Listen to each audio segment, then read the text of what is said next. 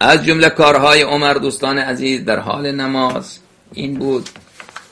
اینو ملاحظه بفرمایید، این کتاب المصنف، کتاب المصنف، مصنف ابن ابی شیبه، جزء ثانی، طبع دارالفکر، در سال 1429 در دارالفکر بیروت لبنان چاپ شده. در این کتاب صفحه 261 اگر مراجعه بکنیم،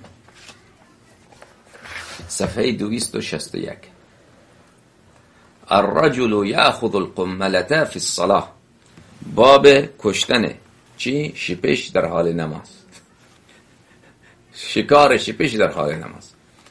روایت دوم، حدثنا اسماعیل ابن عیاش عن ابی بکر ابن ابی مریم عن عبدالرحمن ابن الاسود. عبدالرحمن الاسود روایت کرده کان عمر بن الخطاب یقتل القملة فی الصلاة حتی یظهر دمها علی یده. عمر بن الخطاب در حال نماز وقتی میستاد که نماز بخواند شروع میکرد به شپش کشتن. شپش کشتن، شپش ها را پیدا میکرد، از مویش، از ریشش، از زیر بغلش، از کجایش. بعد اینا را میکشت. این نماز عمر اینقدر میکشت که این دستش خونی میشد. این دستش اینقدر، حالا کف دست خود میکشته، پشت دست خود میکشته، نمیدونم، یا اینطوری میکشته، هر طوری که میکشته این دستش خونی میشده.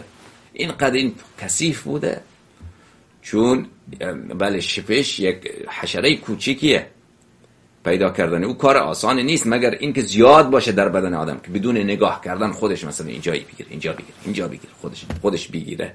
خب این خیلی آدم باید کثیف باشه، خیلی شپشی باشه که خودش به راحتی پیدا بکنه و اینقدر بکشه که دستش خونی بشه و هر وقت رو.